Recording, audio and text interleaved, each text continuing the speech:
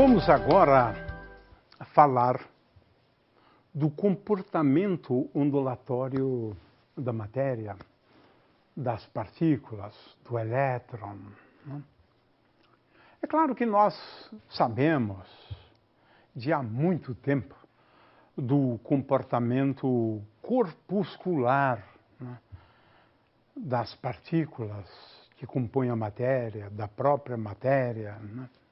Então, a grande novidade agora é essa questão aqui, comportamento ondulatório da matéria. Não é que a matéria também exibe um comportamento dual, se comporta como ondas e como partículas. Como partículas a gente já sabia, mas agora que está a novidade. E a física quântica, ela vem para descrever o comportamento dual da radiação e da matéria. Ondas de matéria. A equação de Schrödinger descreve ondas de matéria, uma equação não relativística. Mas é isto.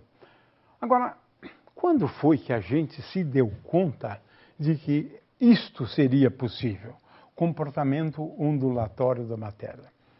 Em primeiro lugar, o que é comportamento ondulatório? Comportamento ondulatório, ele se revela especialmente em dois fenômenos, que praticamente só as ondas exibem, porque transporte de energia, a partícula também transporta energia. Até mesmo reflexão e refração, como fez Newton, você pode explicar com uma teoria corpuscular também.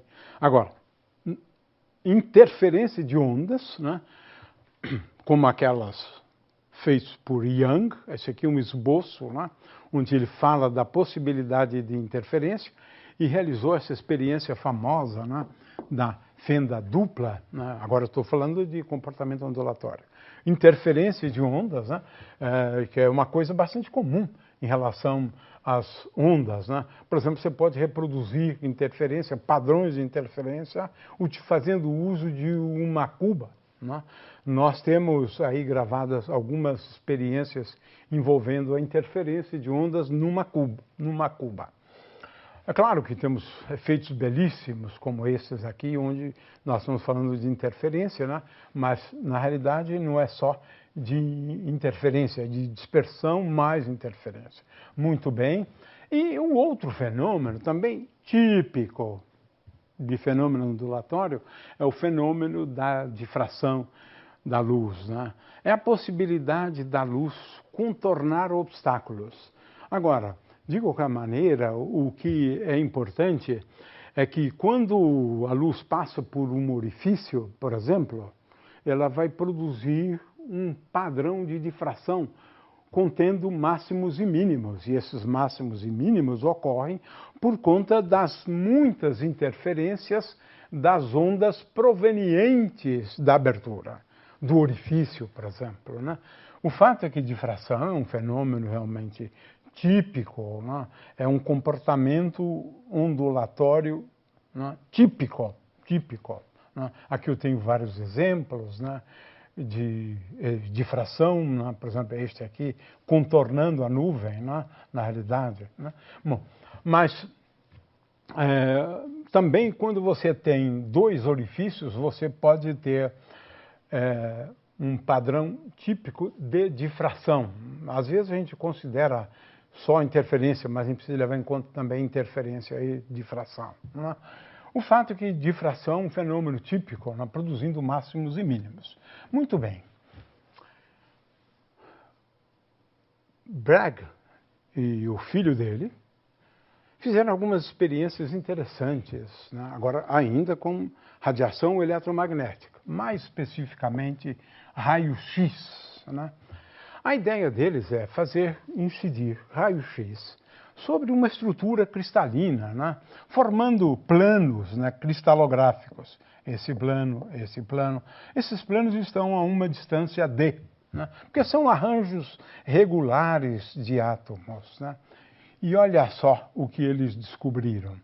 É que se você tem uma estrutura cristalina e você agora lança sobre ela raios X, esses raios X eles acabam sendo espalhados em direções diferentes, mas o fato é o seguinte, considere dois raios, né, poderíamos chamar assim, né, associados aos raios X, né, agora na visão de óptica, na verdade, né, e agora eu tenho aqui um feixe que vem nessa direção, e ele é espalhado, vai naquela direção e essa direção, e agora veja aqui existe uma diferença de caminhos ópticos entre esses dois, que é essa distância aqui.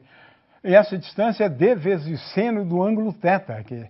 Consequentemente, 2 vezes d vezes seno θ é igual basicamente à diferença de caminhos ópticos. A gente precisa levar em conta também o índice de refração ao definirmos, né, essa diferença de caminhos ópticos.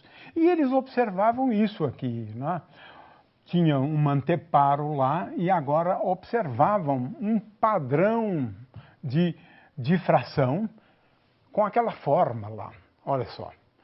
De forma que esses máximos ocorriam sempre que a diferença, né, dos percursos, né, de um raio e do outro são dados por 2 vezes d seno θ igual a n vezes lambda, né? O fato é que, com isso, né, eles estudaram, e isso acabou se tornando uma técnica, até mesmo para a gente entender a estrutura cristalina, essas distâncias, né, entre os planos cristalográficos, né? Bom, isso envolvendo radiação raio-x, né? De forma que essas distâncias, né, dos planos cristalográficos, aqui eu tenho, por exemplo, o carbono, estou me referindo a essas distâncias aqui, né? Muito bem.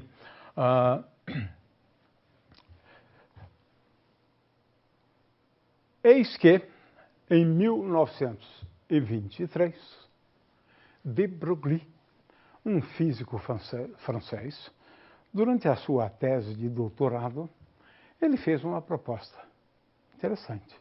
A proposta dele é a seguinte: ele já sabia, todos sabiam, da natureza corpuscular da radiação.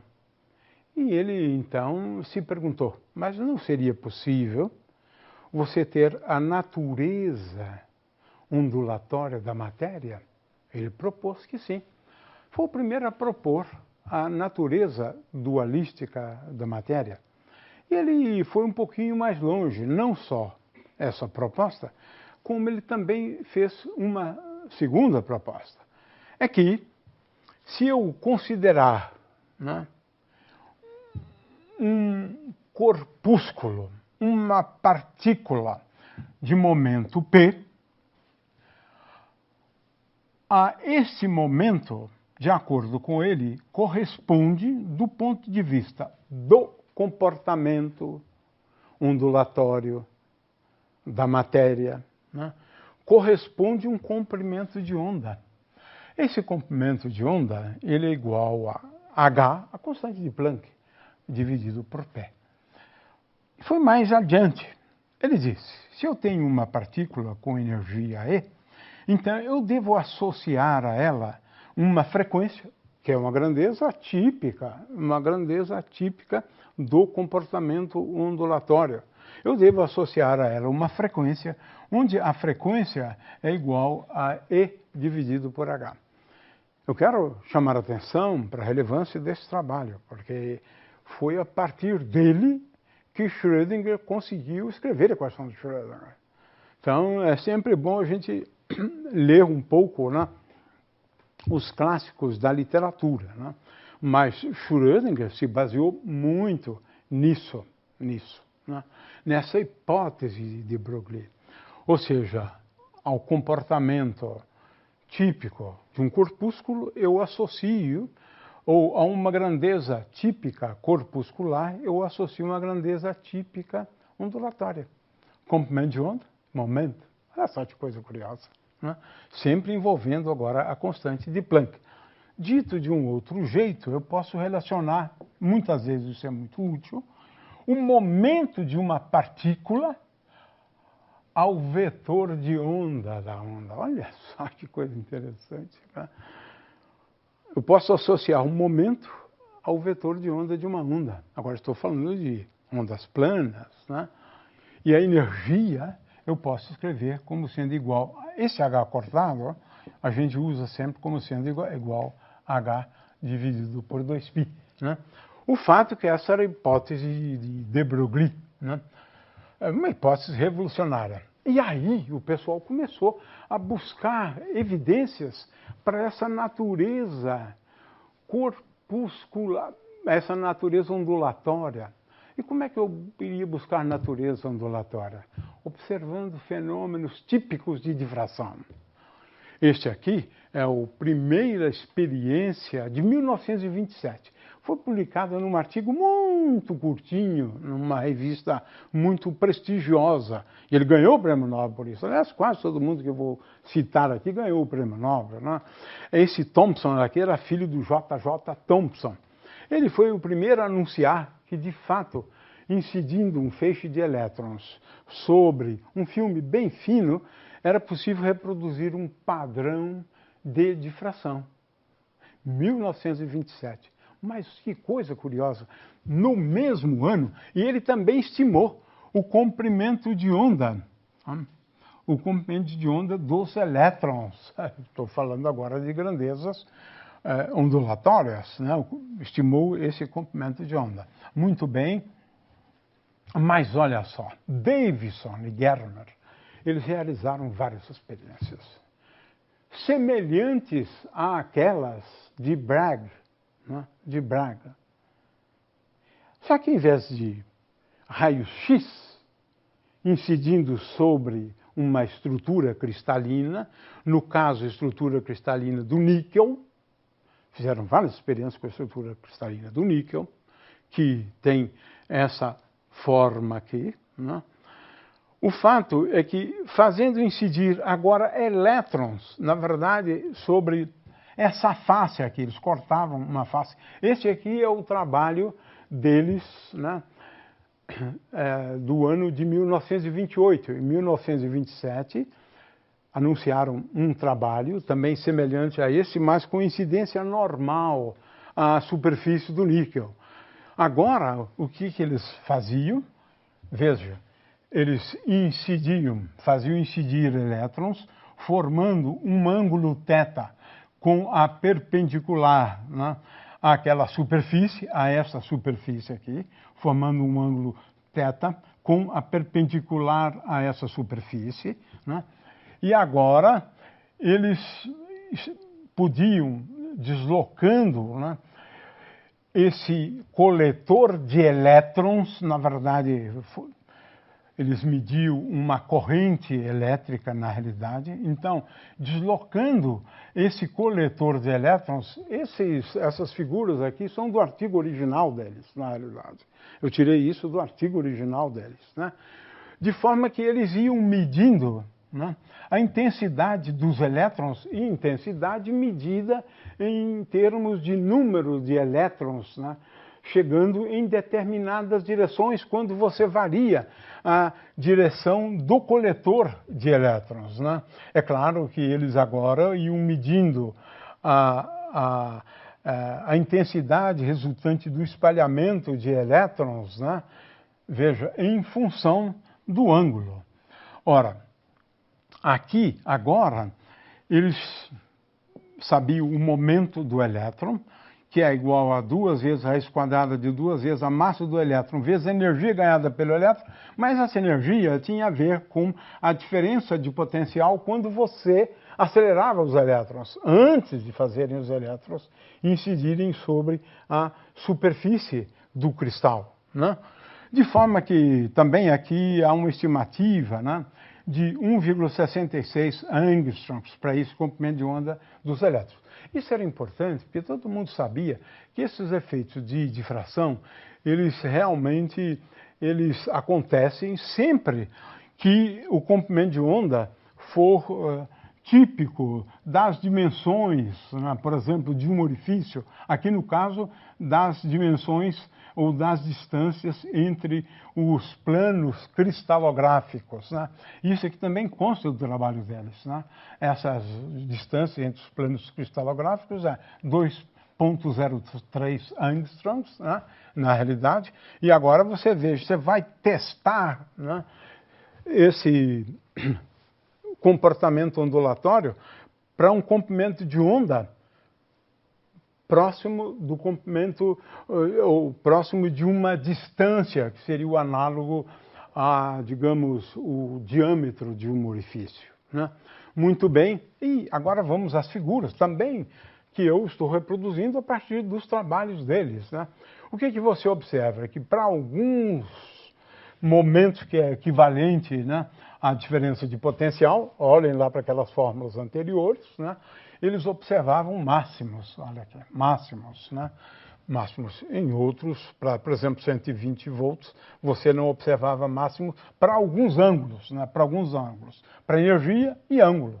E concluíram, portanto, que, de fato, elétrons, quando incidem sobre uma estrutura cristalina, exibe um comportamento típico daqueles de raio-x quando incide sobre a estrutura cristalina.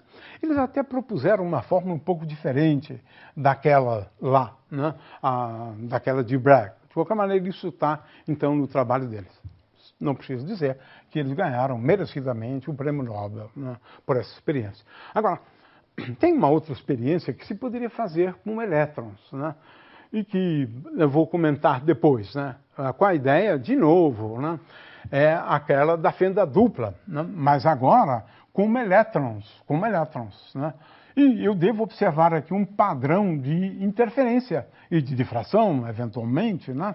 Mas o fato é que se eu tenho aqui um anteparo, né, a uma distância d grande, e se a distância entre as duas fendas é d minúsculo, né, então existem vários argumentos, né? Aqui eu estou usando um argumento que é típico do comportamento ondulatório envolvendo a luz, mas se aplica o mesmo argumento para elétrons, né?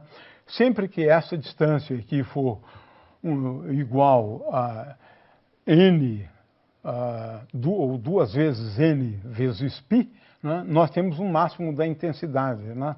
E se for n vezes π sobre 2, 2 vezes n mais 1 sobre 2π, isso aqui passa por um mínimo. Nós então esperamos esse tipo de comportamento aqui. Mas esse aqui acontece para a luz, né? E se nós lançarmos ali elétrons? Em primeiro lugar, quero chamar a atenção do seguinte: se nós estivermos analisando o comportamento corpuscular da matéria, então, se eu tiver só uma fenda, os elétrons se acumulariam aqui, em algum ponto diante da fenda. Se eu fechar aquela fenda e abrir a outra, os elétrons vão se acumular nesse ponto. Se a natureza for a natureza corpuscular, se eu abrir as duas fendas, o que acontece? Eles se acumulam aqui e se acumulam aqui. Mas não é isso que acontece, por conta da interferência, da natureza, né, ondulatória da matéria, dos elétrons, né? De forma que, aqui eu tenho as condições, né, naquela experiência da fenda dupla com elétrons, né, o que se espera, portanto, aqui tem uma condição, R2 menos R1 é igual ao número inteiro de comprimentos de onda, e assim por diante. Não vou repetir, porque isso aqui está numa das aulas que eu dei sobre a interferência, né? Mas o que você espera é aqueles máximos e mínimos. Então, se eu fizer uma experiência com elétrons, aí tem uma coisa curiosíssima. Em primeiro lugar, veja, aqui eu tenho máximos, mínimos. Aqui não chega elétrons, aqui chegam muitos elétrons aqui. Não chegam elétrons aqui, chegam muitos elétrons aqui, chegam muitos elétrons aqui, né? Isso aqui é típico de um comportamento ondulatório. Então, se eu fizer passar elétrons por uma fenda dupla, e se eu não observar por onde passou o elétron, isso é um detalhe realmente importantíssimo, né? É que você não tenha nenhuma ideia sobre onde ele estava em algum momento. Isso é fundamental para você ter ondas planas. Mas isso a gente pode explicar depois, né? Você não pode ter nenhuma ideia de por onde passaram os elétrons. Se você medir os elétrons, você já estraga tudo, né? De qualquer maneira, é uma experiência muito difícil de ser feita, né? Mas é isso que se espera. Quando você faz, né, algumas experiências virtuais, né? Na verdade, isso aqui é o resultado do que seria a partir de métodos numéricos, né? Então, o que que você tem? Se você tem poucos elétrons, acontece isso. Vai aumentando o número de elétrons, mas à medida que se aumenta mais ainda, já começa a formar aqui um padrão onde você percebe o fenômeno da interferência, até que você tenha muitos elétrons, e isso aqui fica bem claro. Nessa região praticamente não chegam elétrons, nessa também não, nessa também não, nessa também não, mas nessa muitos elétrons. Então, regiões que podemos chamar de claros escuros, não são claros escuros, são muitos elétrons e poucos elétrons, né? Esse é o fato. Tem havido, na realidade, alguns trabalhos, né? Um deles, inclusive, do ano de 2002, onde vocês vão encontrar as referências lá no texto, né, que eu coloquei à disposição de vocês, né? Mas existem várias experiências que reportam esse tipo de comportamento mediante o uso da fenda dupla, com buckyballs, com moléculas, de forma que hoje em dia ninguém tem a menor dúvida sobre esses comportamentos, né, típicos de ondas envolvendo elétrons, né? O que eu queria dizer é que em 1931, 4 anos depois, já começaram a fazer uso desse comportamento ondulatório de elétrons para desenvolver o microscópio eletrônico. O que eu vou descrever aqui é o microscópio eletrônico de varredura, na verdade, né? Qual é a vantagem de usar o microscópio eletrônico? Esse é um outro ponto, né? Eu tenho aqui uma imagem que foi cedida pelo pessoal do Instituto de Física, que tem um microscópio eletrônico e me cedeu essa imagem, né? O fato é que o microscópio eletrônico ele foi desenvolvido, né, quando se descobriu, né, que mediante o uso de campos magnéticos eu posso desenvolver algo semelhante a uma lente, né? Confinar um feixe de elétrons, por exemplo, luz, né, num ponto só. É o foco da lente magnética. Fazendo uso só de campos magnéticos, eu posso fazer convergir um feixe de elétrons num ponto, o foco da lente, né? Então, qual a ideia? Ao invés de usar luz, nós usamos elétrons, iluminamos aquele animalzinho ali que a gente viu, veja, com elétrons, ao invés de luz. O microscópio óptico usa luz, o microscópio eletrônico usa elétrons. E agora o microscópio eletrônico de varredura, ele consegue fazer uma varredura. Esse ponto aqui, ele é dirigido, esse feixe ele é dirigido para os vários pontos, varrendo todo o objeto, né, que nós estamos querendo determinar, né? Ou seja, veja, nós podemos ter um defletor, né? Estamos utilizando campos magnéticos para defletir o feixe, atingindo pontos os mais diferentes, né, sobre o objeto, utilizando as lentes magnéticas e a possibilidade de você defletir, né, esse feixe de elétrons, né. Com isso, temos aqui um equipamento que agora absorve os elétrons, né, porque, na verdade, o que você tem aqui? Os elétrons ao incidirem, eles vão em várias direções, né? De forma que você precisa agora coletar esses elétrons provenientes, né, daquele objeto que você quer observar, né? E agora temos um equipamento que absorve esses elétrons, transforma os elétrons em correntes elétricas, e essas correntes elétricas são depois transformadas em imagens, né? Então aqui eu tenho essa figura, né, para ilustrar né? E tem até a figura de um animalzinho e tem aqui também um site para vocês, inclusive, terem mais detalhes do princípio de funcionamento. Qual é a vantagem de um microscópio eletrônico? É aquilo que a gente chama de poder de resolução, né? De um microscópio, qualquer que seja um microscópio, né? Nós temos esse problema de poder de resolução. Poder de resolução é essa capacidade, né, que ele tem de resolver, digamos assim, né, dois pontos, né? Até que ponto, até que distâncias, né, a gente consegue ver dois pontos exatamente. Porque dependendo da distância, nós não conseguimos separar esses dois, vemos um objeto só. Esse poder de resolução de um microscópio, ele é super sensível ao comprimento de onda. No caso de elétrons, esse N aqui é igual a 1, na verdade. Esse θ é um ângulo de abertura. Mas o que importa aqui é o seguinte, é que para você distinguir dois pontos utilizando um microscópio, qualquer que seja ele, né, esse poder de resolução, que é a distância, é proporcional ao comprimento de onda. Agora o que acontece é o seguinte, se eu usar luz, esse comprimento de onda aqui, ele limita muito o poder de resolução do microscópio óptico. Ora só, agora, se eu utilizar um microscópio eletrônico, eu vou conseguir, de acordo com as estimativas, né, que eu faço no próprio texto, né, um poder de resolução 1000 vezes maior do que um microscópio óptico, né?